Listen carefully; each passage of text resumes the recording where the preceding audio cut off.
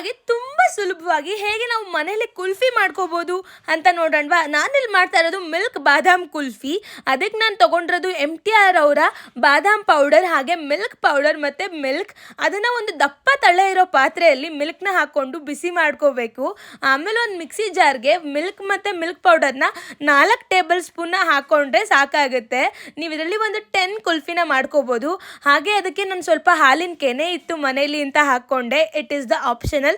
ಏಲಕ್ಕಿ ಹಾಕ್ಕೊಂಡಿದ್ದೀನಿ ರುಬ್ಬೋದಕ್ಕೆ. ಹಾಗೆ ಒಂದು ಸ್ವಲ್ಪ ಕಾರ್ನ್ಫ್ಲವರ್ನ ಹಾಕ್ಕೊಂಡು ನೀರು ಹಾಕಲ್ಲೇ ಗ್ರೈಂಡ್ ಮಾಡಿಕೊಂಡು ಬಿಸಿ ಆಗ್ತಿರೋ ಹಾಲಿಗೆ ಹಾಕಿ ಮಿಕ್ಸ್ ಮಾಡ್ಕೋತಾ ಇರಬೇಕು. ಯಾಕಂದರೆ ಅದು ಟೆಕ್ಸ್ಚರ್ ಗಟ್ಟಿಯಾಗಿ ಬರುತ್ತೆ. ನಿಮಗೆ ರುಚಿ ತಕ್ಕ ಹಾಗೆ ಸಕ್ಕರೆನ ಹಾಕ್ಕೊಳ್ಳಿ.